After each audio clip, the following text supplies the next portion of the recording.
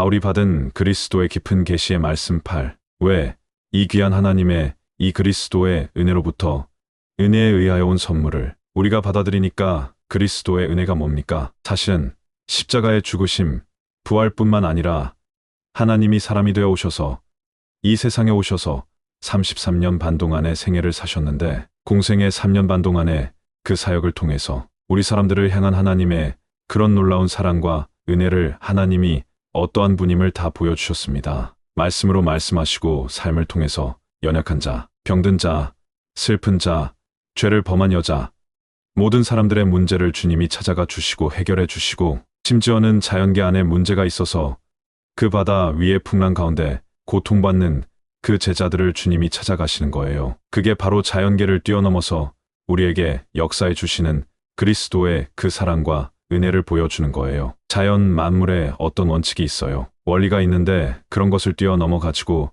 하나님의 사람들을 지키시고 인도하시고 평탄케 하시는 그 하나님의 뜨거운 사랑과 은혜를 우리 주님은 다 보여주시고 그 십자가 사건과 부활 사건을 통해서 도장을 딱 찍으신 거예요. 저와 여러분을 그렇게 사랑하시는 거예요. 그렇게 우리를 사랑하셔서 자기의 생명의 값을 주고 저와 여러분을 구속하셔서 저와 여러분을 하나님의 아들을 삼으신 거예요. 얼마나 감사합니까?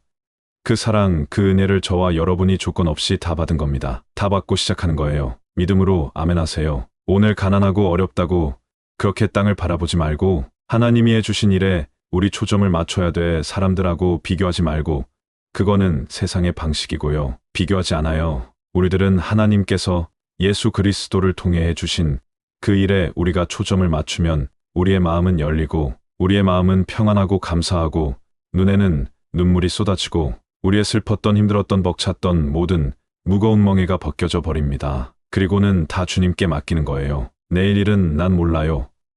하루하루 살아요. 할렐루야. 주님께 다 맡기시기를 바랍니다. 그런데 우리 주님의 은혜가 오면 맡겨진 거예요. 내가 맡기려고 해서 맡겨지지 않아 근심이 안 떠나가. 그런데 이 풍성한 은혜가 오면 땅의 것들이 약해지고 하늘에 있는 것들이 강해지면서 내 안에 근심과 염려가 떠나가고 주님을 찬양하는 거예요. 주님을 기뻐하는 거예요. 그럴 때 여러분을 돕는 천군, 천사가 움직여서 여러분의 실제적인 삶의 문제까지도 하나님께서 친히 해결해 주시는 것입니다. 할렐루야. 그래서 그 은혜가 overflow to the many, overflow to the many 했는데 이 many는 지금 81억이 되는 모든 사람에게 넘친다는 거예요. 그 예수님의 복음을 우리는 전해줘야 돼요. 안 믿는 사람에게도 주님을 대적하는 그 사람까지도 overflow to the many, the many. 하나님의 은혜는 너무나 크고 열려 있다는 거예요. 그 하나님께서 예수 그리스도를 통해서 놀라운 일을 다 이루어 주신 거예요. 5장 16절에겐 The gift, 하나님의 그러한 선물은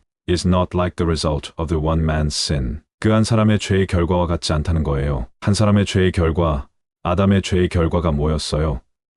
죽음이 찾아오고 우리 육신 안에 부패하게 되고 결국 이 육신 안에 죄가 살고 있어가지고 마귀가 역사할 수 있는 무대를 제공을 했습니다. 그래서 사탄, 마귀, 사탄을 우리 예수님께서 저는 살인자라고 그랬는데 언제 마귀가 사람을 죽였습니까?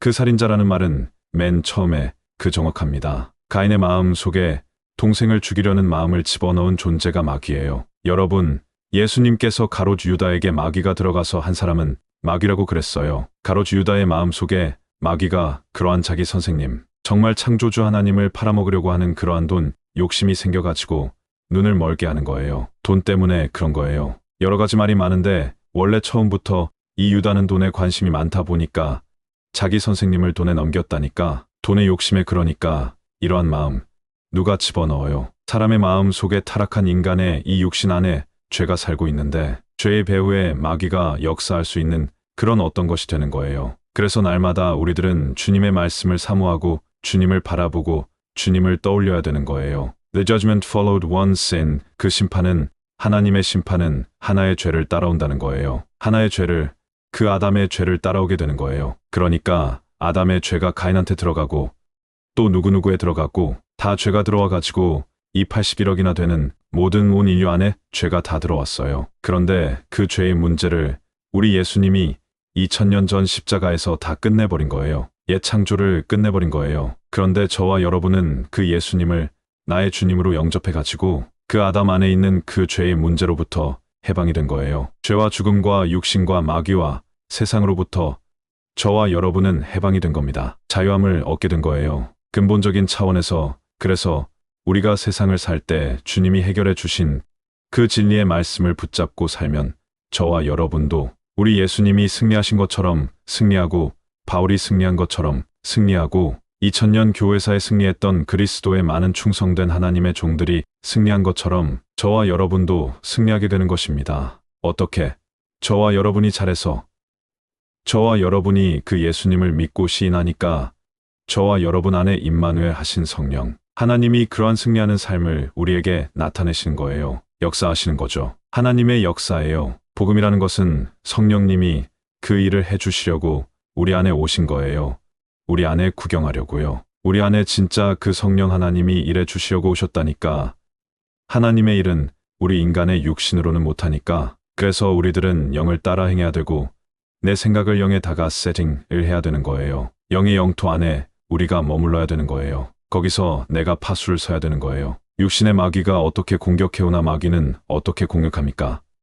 육신을 통해서 오는 거지. 육신을 통해서 옛사람으로부터 오는 거예요. 우리가 이 땅에 발을 딛고 살기 때문에 우리 육체가 있잖아요. 그래서 자칫 잘못하면 우리가 옛사람으로 놀러 간다니까 돈이 필요하고 건강의 문제, 가정에 많은 필요가 있지 않습니까? 자녀들을 위해서, 형제들을 위해서, 부모님을 위해서 그러다 보니까 우리가 위의 것을 찾기보다는 우리가 땅에 있는 것을 늘 생각하다 보면 나도 모르게 근심하게 되고 염려하게 되고 사람과 다투게 되고 논쟁하게 되고 누가 옳고 그러냐 이렇게 따지게 돼요. 육신 안에 가면 생명이 안 나오는 거예요. 죄가 따라온다니까 이렇게 심판이 and brought condemnation.